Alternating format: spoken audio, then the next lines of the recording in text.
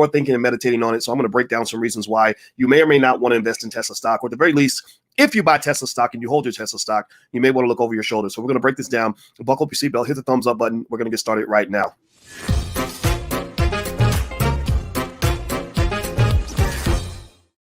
Hey, what's going on, guys? Welcome to the Black Financial Channel. That's theblackfinancialchannel.com. My name is Dr. Boyce Watkins, and I want to talk about Tesla stock.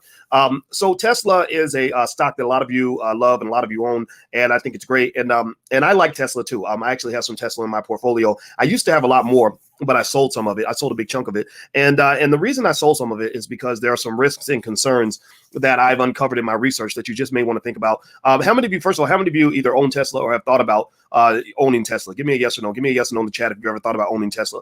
I have a lot of my students in the Black Stock Market program, the URL's right there, that own Tesla stock. And so we were talking about Tesla.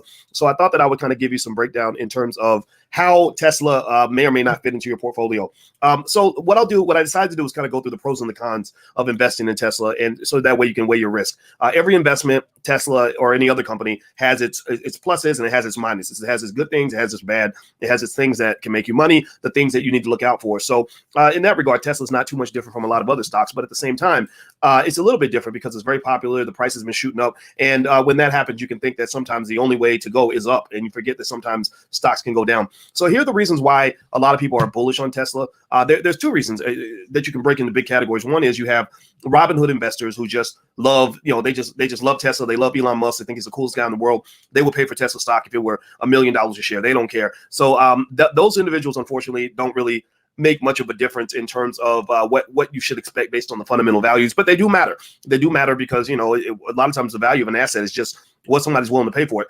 But here's what the experts kind of think in terms of the experts that actually love Tesla and see a lot of potential.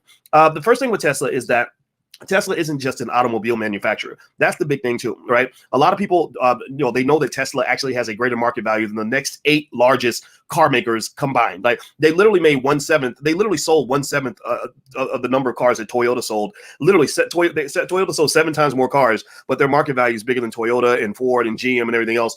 A lot of people think that's crazy. Well, it's not totally crazy when you consider why this is happening. What's happening is that the stock price is reflecting the potential of Tesla.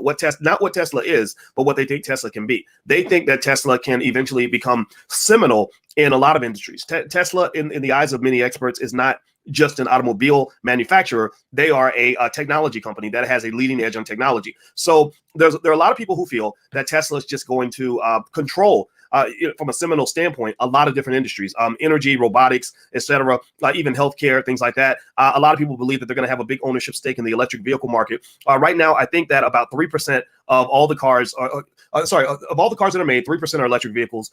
That's going to grow to about 1/3 by the year 2030, and it's supposed to be half by 2040, which is a pretty long way away. And when you get to, here's the thing with these financial models, when you get to the point where you're making, real life investments based on 20-year projections, just know you're going to be wrong. Just know you're going to be wrong. It's going to be like in the beginning when the pandemic started and they were saying that we're going to have this many infections and everyone's going to die by Tuesday and all this other stuff. And then they went back and they're like, oh, sorry, we made a mistake. The projections were way off. Because when you're making big scale projections, excuse me, over long periods of time, you end up having these equations that are really delicate, where if you change one little variable by 1%, it scales up or scales down the value. So what that also means is that what goes up can come down. Elon Musk actually pointed this out himself. He said, if we have a cost overrun in the next quarter and don't hit our numbers, our stock will crush like a souffle. He said that. He said that because Elon Musk understands math. He's a math guy like I am, and he knows that if they even have any little piece of bad information, that can literally mutilate the stock price, because the market's giving them a tremendous amount of benefit of the doubt. Like it's literally like, think about it like a woman who is desperate to fall in love and get married, right? Let's say that she really, she meets a guy, she really likes him, and she starts to fantasize about, how beautiful their wedding's going to be, how many kids they're going to have. And our boy we're going to name him Jake, and the girl, we're going to name her Teresa. And then we're going to get a house with a picket fence and blah, blah, right? She starts making all these projections in her head and acting on that as if it's real. I don't know if y'all ever seen this happen. It's very fascinating. And I'm sure there are men that do it as well, right? So it's not just a gender specific thing, but let's just go with the analogy.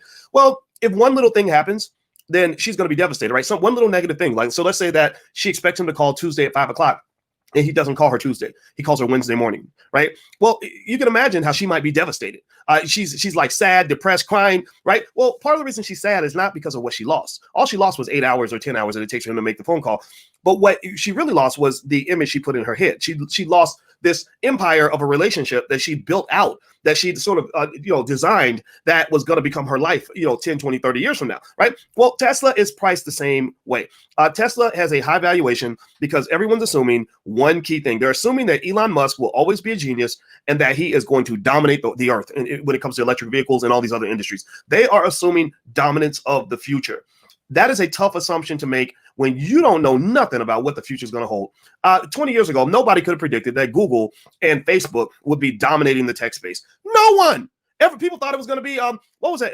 You got mail. AOL was dominant. Then there was Netscape, MySpace. Anybody remember MySpace? Right? So imagine somebody in the year 2002 trying to predict what the world will be like in 2021. Give me a yes or no if you understand when I tell you how wrong that person would be.